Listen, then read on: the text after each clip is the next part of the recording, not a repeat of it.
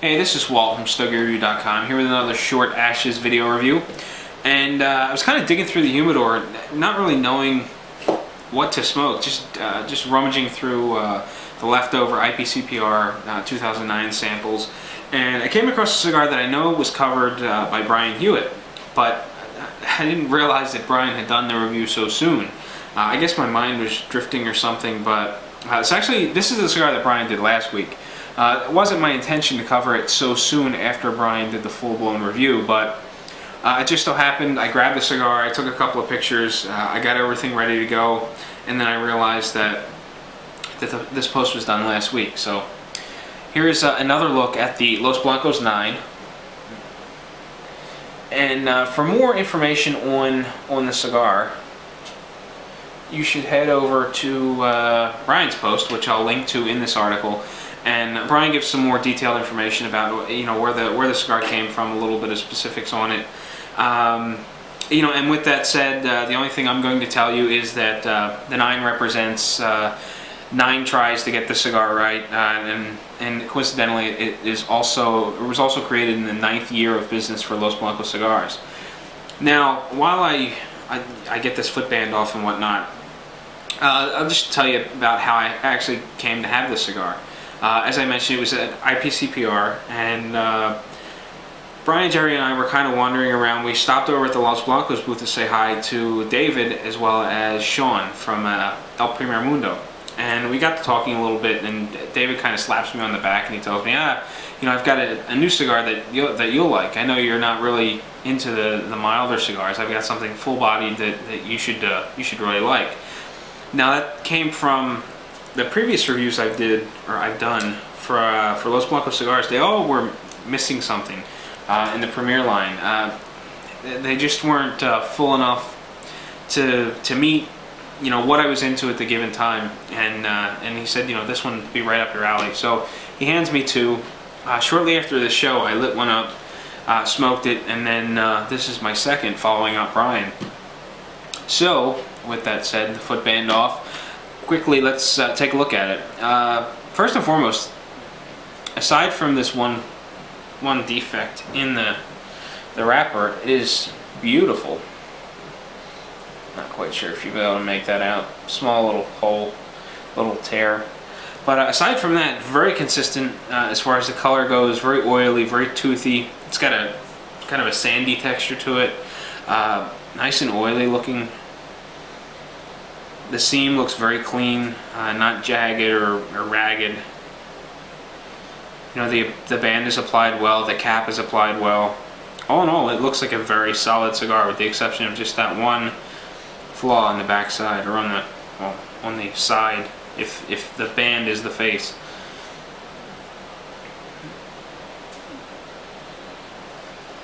Doesn't have much of a aroma. It doesn't smell all that heavy. It feels very firm, consistently packed. It feels very firm throughout. I'm not feeling any soft spots. So we'll see how the pre-light draw is, because of that really stiff feel when I pinch it.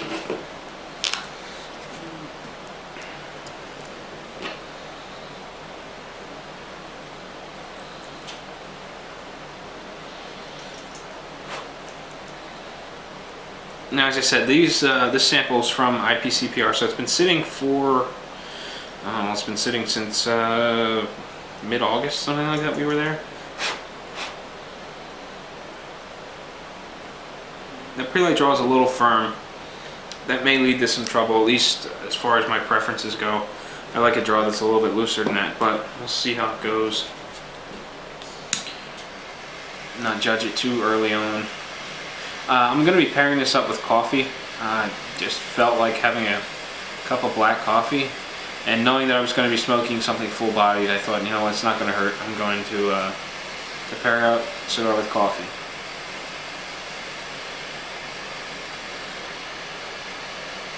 And this is a Robusto. It's a 5x50. Actually, I'll read while I'm toasting here. It's a 5x50 Nicaraguan Habano Corojo Oscuro. Nicaraguan binder, Nicaraguan filler, and looks like an MSRP of $7.42 per single. Looks like Brian got an hour and 45 minutes out of it smoke time, and he paired his with water. So I'm curious to see how different our opinions will be, especially with me comparing mine with coffee, or smoking it with coffee.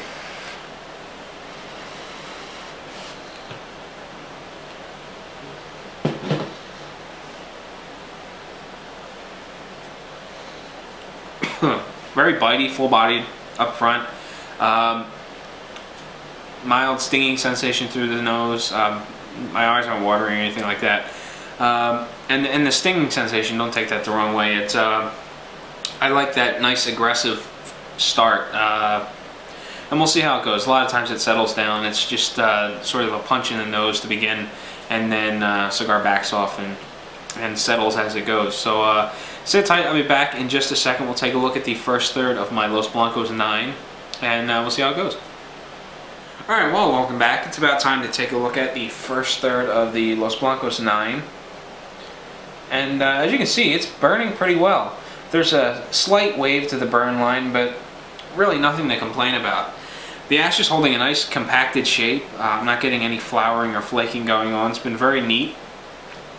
The burn line is moderate. I mean, there's a little bit of swelling around portions of the burn line. Other spots seem really thin. All in all, it's burning very well. Smoke volume is a bit lacking. The draw is a bit firm, and I'm not really surprised. When I pinched the cigar, it felt really hard. So, it doesn't totally surprise me that the cigar is very packed with tobacco, difficult to get smoke through. It's not.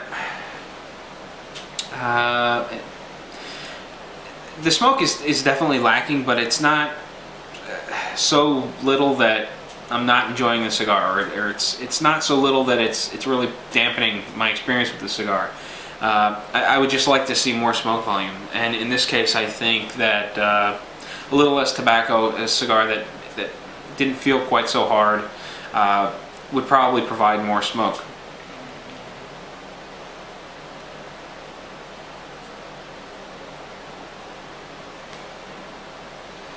The smoke that I am getting, it's nice and dense, easy to get through the sinuses, very flavorful.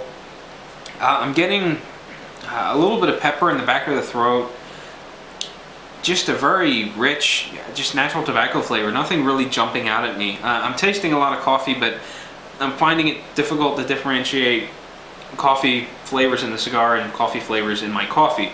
So at this point I'm just tasting natural tobacco, a little bit of pepper, especially through the sinuses. When you retrohale the smoke, I'm getting that sort of peppercorn aroma. The body is full, and I was kind of surprised. For whatever reason, when I smoked that first one, I jotted down a couple of notes, and in my notes I mentioned that it wasn't quite as full-bodied as I expected. I thought it was more medium-bodied. Well, when I lit up my second sample, it's a lot richer, fuller. So it was kind of surprising. I don't know whether it was just because the cigar was overly humid. Being down in New Orleans, it's like 1000% humidity. Everything is wet, or what the case was. But after the cigar settled for a little bit, it really seems to have come alive. A little aggressive on the palate. I crossed the roof of my mouth. It already feels tired from the smoke rolling across it. Some cigars feel really soft and easy, like you could smoke 5 of them without feeling worn down. This one I'm starting to feel worn down already, and I'm only about an inch into the cigar. It's definitely got a quality about it that would cut through a number of other cigars. If it was a multiple cigar day for you, I think this one would definitely cut through at the end of the day or the evening or whatever the case may be, and you would certainly taste it. The finish is moderate. It's not really long, not really short. It kind of hits that sweet spot without lingering too long and giving you that sort of almost like a dirty cigar breath kind of a thing. In this case, it's just short enough that you don't get that, but at the same time long enough to draw out the flavors or whatnot. But So far, so good. So sit tight. I'll be back. We'll take a look at the second third, and I'll stumble all over my words a little bit more, and we'll see how the cigar goes. So sit tight. Alright, well, it's about time to take a look at the second third of my Los Blancos 9. And as you can see, it's looking decent. Burn line's a little wavy, but it seems to get that way as soon as you knock the ash off. Once the ash begins to develop and starts insulating the burn, I'm finding that the burn line straightens right up, and there's really no issue. The ash that's being produced is a dark gray, I guess is the best way to put it. It's not overly light. It holds a nice compacted shape. It hasn't made any kind of mess, and it holds for about an inch and a quarter or so before a gentle tap knocks it off the end of the cigar. In terms of body, there hasn't been much change. It's still full-bodied. I guess if I wanted to kind of clarify that or pin it down, I would say it's probably on the low end of full-bodied. The finish is still moderate, doesn't linger really long. It's fairly smooth. There's some aggressiveness to it. I'm getting that worn-out sensation on the roof of my mouth, but it's not becoming overwhelming just yet. By the time I'm done the cigar, I'm probably going to feel kind of worn out and ready to be done the cigar. I'm not going to feel like I could pick up another one and smoke it right away. I think it would wear on the palate a little too much, at least for me. In terms of flavors, I haven't seen much of a change. The cigar seems richer at this point, but nothing is poking out as a brand new flavor. There's some mild sweetness that I'm picking up here and there, and I'm still getting some coffee, but I don't know whether it's actually the cigar or the fact that I'm sipping on coffee in between puffs. So there's a coffee flavor there, but I don't know if it's actually the cigar or if it's the coffee that I'm drinking. But in either case, the primary component is a very rich, natural tobacco flavor, and it's enjoyable overall. Even though it's been pretty straightforward without much twists and turns, I'm not getting bored with it quite yet. If I don't see any kind of change by the time I pop the band off, I may start to feel like it was a little too one-dimensional, but I've got a little bit left to go yet, and then I'll be able to determine whether or not it held my interest. And actually, a little more on what's going on. Actually, I'm reading this book I'm smoking a cigar while reading a book, and I'm finding that that's really the test for a cigar. Because what ends up happening is, just like during a review, where the cigar tends to spend a fair amount of time in the ashtray while I type up notes or I snap pictures or whatnot, when I'm reading, cigar sits in the ashtray, it's not in my hand all the time, and you know, it may sit in the ashtray while I read a page, 2 pages, and then I'll pick it up and puff on it. And I'm reading The Child Thief by Brahm, so the pages are fairly large. Hardback book. So the cigar's spending a significant amount of time in the ashtray, and it hasn't needed a single touch-up just yet. And that's kind of surprising because of how dense the tobacco is and how firm the draw feels. You know, when you begin to pull the smoke through, I expected it to need a little help staying lit, whether that meant me picking up the cigar often or me touching up the cigar often. But I haven't run into a single problem in that respect. Sits in the ashtray, I read, pick it up, and lo and behold, it's lit and it's producing mouthfuls of smoke. You know, I have to work and pull on it rather hard to get that mouthful of smoke, but in any case, it's providing smoke and it's not going out, and that I'm finding is impressive.